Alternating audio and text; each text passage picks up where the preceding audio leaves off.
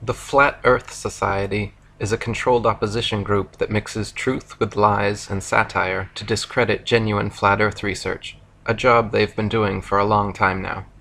Founded in 1970 by Leo Ferrari, a suspected Freemason and philosophy professor at St. Thomas's University, Leo spent his life making a mockery of the legitimate subject of our flat Earth. Though he passed away in 2010, his Flat Earth Society still exists today online as a website and forum which, still true to form, purports several false flat Earth arguments and treats the entire subject as a deadpan joke. In 1956, a genuine truth-seeker and flat Earth researcher, Samuel Shenton, had started the IFERS, International Flat Earth Research Society, and was making quite an impact with his publications and interviews revealing the truth of our flat Earth to the masses. The globalists attempted to ignore the threat posed by Shenton for over a decade before finally creating their competing, farcical, controlled opposition FES, Flat Earth Society, which has spent the past 45 years steering all flat Earth inquiry into the realms of satire and sarcasm. To give an idea of how the controlled opposition works, consider the example of Leo Ferrari's pumpkin-sized rock he would always take during his interviews and lectures, claiming he brought the stone back from the edge of our flat Earth. He would say with a huge smirk on his face how his boat had fallen over the edge, but he was luckily saved by hanging onto this rock. Clearly, treating our flat Earth in this tongue-in-cheek way discouraged people from taking the matter seriously. Ferrari's entire shtick involved approaching the flat Earth subject from every angle except the rational and scientific.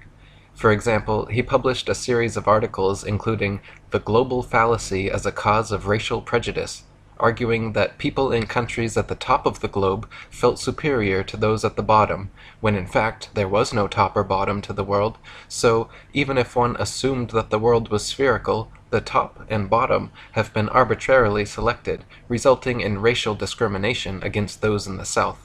How can the globularists, their hirelings and dupes, seriously claim to believe that all men are created equal when they teach that some men are eternally fated to hang like bats from the bottom of a globe on which other men stand upright? The only solution is a flat Earth. So you see, instead of presenting measurements or experiments, instead of presenting any proofs or evidence, Ferrari would often simply argue the flat Earth as a serendipitous, satirical solution to social problems. In a famous 1971 CBC interview, Ferrari was asked, "How do you explain the fact that the Earth appears round in the pictures taken from space by the astronauts?" Instead of answering and addressing the clear photo trickery involved, Ferrari replied, "Simple. No doubt you're familiar with Einstein's theory of the curvature of space. If space is curved, and modern physics is based on that assumption, the Earth, from space, would appear circular. It's a simple optical illusion." This convoluted, pandering answer really is no answer at all, and serves only to make the listener cock their head and raise an eyebrow. Around this time, Charles K. Johnson, another genuine flat earther, took over the IFERS from the recently deceased Shenton. He and his wife Marjorie, along with being flat earthers, were also vegetarians and anti-vivisectionist activists who campaigned for better treatment of our animal friends. In 1974, when Johnson heard of Ferrari's budding organization, he decided to contact him and wrote a cordial letter requesting further information about his society, to which Ferrari never replied.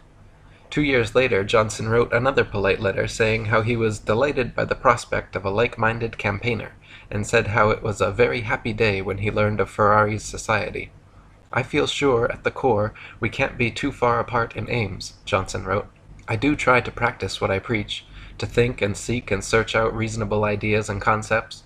He closed saying that he could hardly wait to hear from Ferrari and hoped very much he would please reply. After 6 months without a response, Johnson wrote one more time, explaining again his sole purpose to enlarge his view and getting and holding on to the facts, which would benefit himself and in time the rest of the world. He requested a reply and a copy of Ferrari's FES magazine.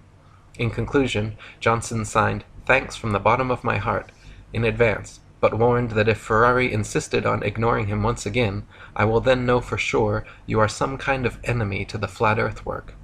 Eventually, Ferrari did reply this time, but not with a message or magazine as requested. He simply enclosed a FES paid application form.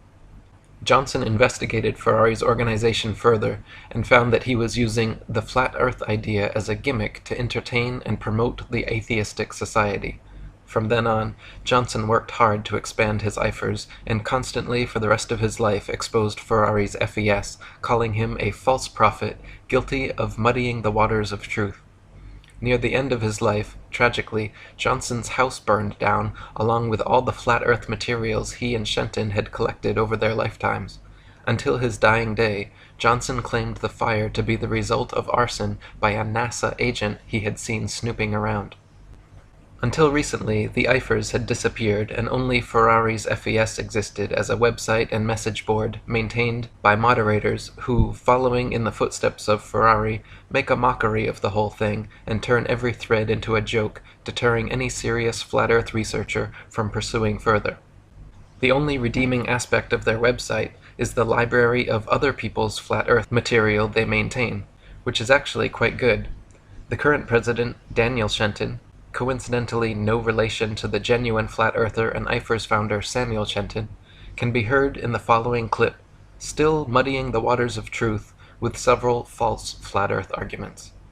And here's David talking to Daniel Shenton. I see the world as being flat. It's a disk. There are changes in the surface, but generally it's a flat disk. And what about the planets, the sun, the moon? I'm not sure about them. It seems to me from the evidence that I've seen that they're probably spheres, but it's definitely not proven, I think. And the Earth, being a disk, presents certain problems with gravity, but you have a solution to that too? Yeah, the effects of gravity, I feel, could be simulated, or what people think of as a sort of mainstream idea of gravity would be simulated by simply the disk of the Earth moving upward. It is accelerating upward at 9.8 meters per second. It would have the same effects as what people traditionally think of as gravity. And the old chestnut, if the Earth's flat, what stops people falling off? Nothing, I suppose. There's a barrier around the edge, but ultimately I think if you could get past that, you would fall off. And you're serious about this, aren't you? This isn't a clever metaphor or a marketing ploy for something else. This is what you truly believe. It is. If it's a marketing ploy for something, then I'm not aware of it, and I'm certainly not getting paid for it, so...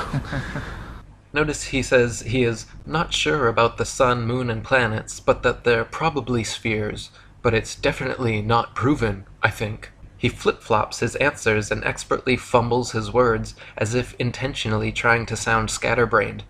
Compare and contrast this shill with genuine flat earth researchers like myself, who will tell you unequivocally that the sun, moon, stars, and planets are all merely luminaries, round disks of celestial light, not spherical terra firma capable of landing on, as the Freemasons at NASA would have you believe. He then goes on saying, "The effects of gravity, I feel, could be simulated by the disk Earth moving upwards, accelerating upwards at 9.8 meters per second, would have the same effects of what people traditionally think of as gravity." This ridiculous false flat Earth argument also appears on Wikipedia and the FES homepage.